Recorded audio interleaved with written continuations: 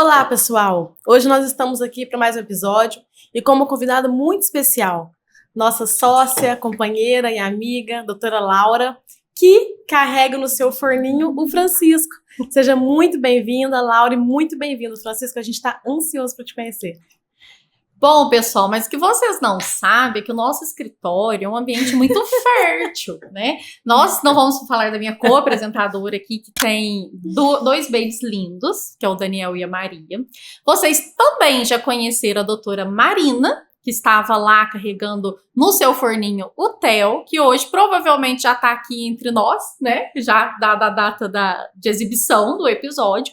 E além disso tudo, quando a gente começou com esse projeto, também tinha uma outra gravidinha que ajudava nos bastidores, que acompanhava, e que hoje já está com seu babyzinho aí no colo, lindo, saudável, o Ravi, filho da Patrícia. Então, um beijo para essa criançada linda. Vem logo, Cis, que a gente está doido para conhecer. Laura, obrigada por estar aqui primeiro. E na nossa caixinha de perguntas, surgiu uma pergunta que ela é bem recorrente, na verdade. É quase que um mito, um estigma, de que o funcionário sempre ganha uma ação na Justiça do Trabalho. Isso é verdade? Se é ou não é, por que tem essa crença, esse senso comum entre os empresários? Olá, pessoal. Primeiramente, queria agradecer, pelo convite. Para mim é um prazer estar aqui com vocês. Bom, eu, como advogada trabalhista, eu discordo um pouco dessa afirmação, embora eu entenda que a maioria das pessoas pensem dessa forma. Mas eu não acho que exista essa relação entre o empregado sempre vencer uma reclamação trabalhista. Eu acho que o que acontece na maioria dos casos é talvez uma falta de conhecimento do empregador sobre a legislação, a falta talvez de um apoio jurídico correto, né? E aí não é puxando sardinha para o meu lado, mas eu, enquanto advogada que trabalha de forma consultiva, de forma preventiva, consigo enxergar esse cenário, né? Quando acontece de uma empresa perder uma ação trabalhista, muito provavelmente é porque houve alguma falha na relação e não necessariamente na condução ali do processo. Né? Para que se vença uma demanda trabalhista contra um funcionário, a empresa precisa estar realmente de acordo com a legislação à época. Então, seguir a legislação hoje em dia é muito difícil se você não tiver um acompanhamento jurídico competente ali para te orientar, né? Para que você faça cumprir a lei da forma correta e assim evitar um passivo trabalhista. Então, assim, para um reclamante, né, um empregado, vencer a ação é porque realmente pode ter havido ali alguma falha na prestação, né, ali na relação existente à época, e por isso ocasionou uma demanda trabalhista. Existe um velho ditado, na verdade, né, que fala que é melhor prevenir do que remediar. Né? E eu acho que ele se aplica em muitas situações do direito, porque a gente não consegue impedir que tenha uma demanda judicial, porque demandar é algo que é um direito. É um direito, né? Então, o empregado pode demandar, um consumidor pode demandar. O que precisa fazer é estar preparado para enfrentar aquela demanda, né? Exato. E como que o empresário se prepara para uma demanda, Laura? O que você acha que é importante? Quais são os conselhos que você traz para o empresário em termos de preparação para enfrentar uma demanda? Exatamente. Agir preventivamente, né? Enxergar uma demanda sem que ela exista.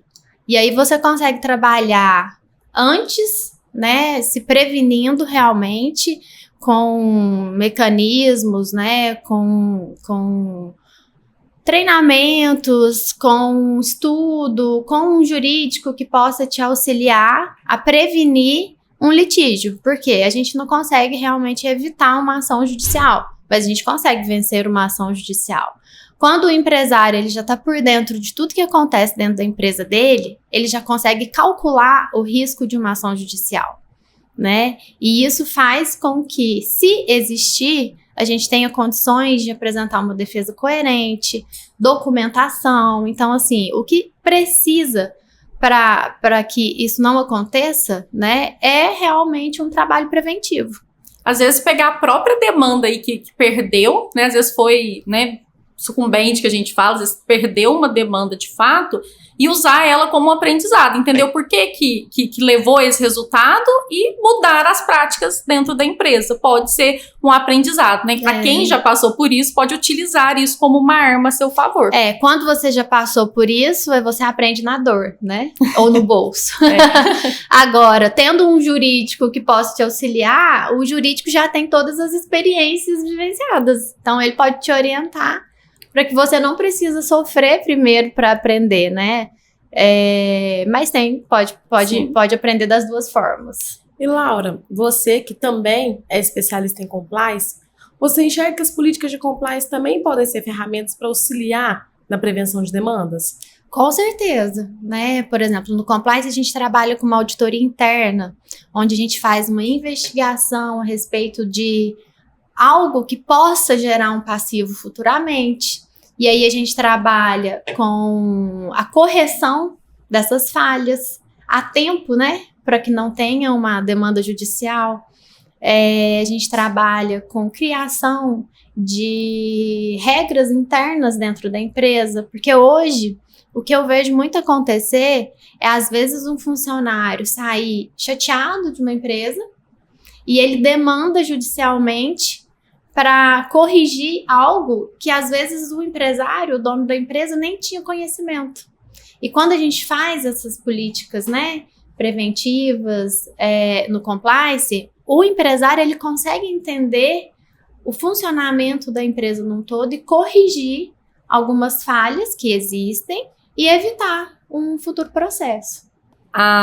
Assim, esse é um assunto muito interessante, essa parte da prevenção, né? E o compliance, eu acho que ele ajuda não só no aspecto trabalhista, mas em todos os aspectos, de fato, né? Em todas as áreas a empresa consegue, porque o compliance ele não é para empregado e empregador, ele é para a empresa em todos os nichos, todos os segmentos dela. Sim.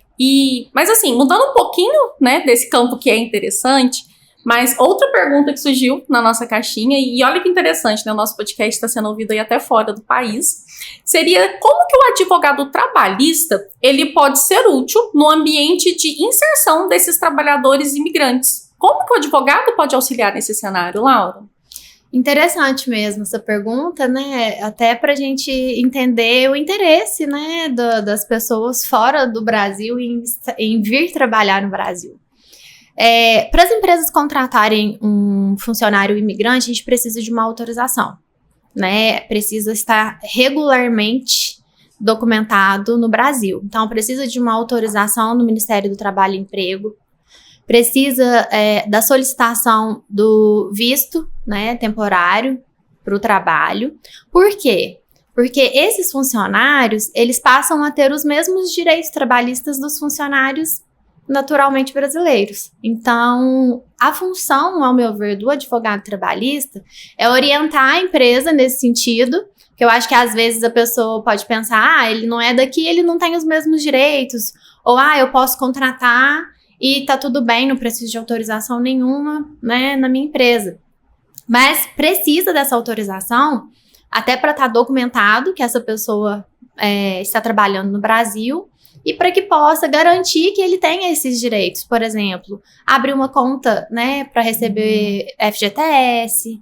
Depois, quando ele sai, ele pode receber seguro-desemprego. Então, se o advogado trabalhista não orienta a empresa nessa documentação, né, nesses requisitos necessários, a empresa pode vir a ser penalizada e também o advogado pode auxiliar o empregado, né, para que ele tenha o conhecimento dos direitos, porque uma pessoa que vem de fora não tem conhecimento da legislação trabalhista no Brasil, né, então assim, para que possa ser esclarecido e para que a pessoa tenha conhecimento realmente de tudo que ela tem direito e obrigação. O fato dela não ter conhecimento não significa que ela não terá o direito, né? Então, empresa que está aqui, né, o empresário, ele que está inserido nesse ambiente, ele precisa se preparar, porque se depois, quando sair, ele buscar o direito, de fato, o empresário sabia que tinha essa obrigação. E isso voltando até na primeira pergunta, né, que foi feita. Muitas das vezes acontece de um empregado perder uma ação porque ele não tinha conhecimento à época do que ele deveria ter feito.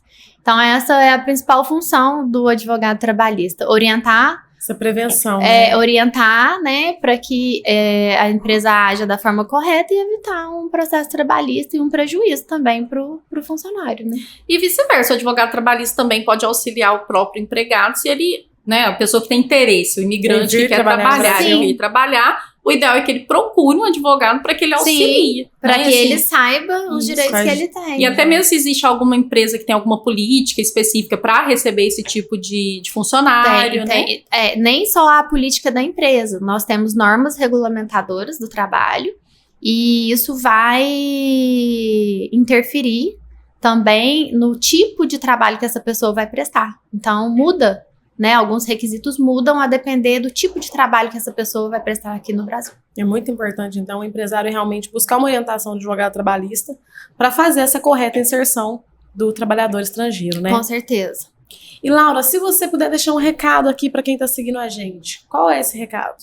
Bom, o meu recado é para que as pessoas, né, tanto você que é um funcionário ou você que é um empresário, busque um auxílio, busque entender os seus direitos e as suas obrigações, agindo preventivamente, para evitar qualquer tipo de conflito, né? As relações de trabalho, elas devem ser pautadas no respeito e na cordialidade, então evitar que exista um conflito é sempre o que eu oriento.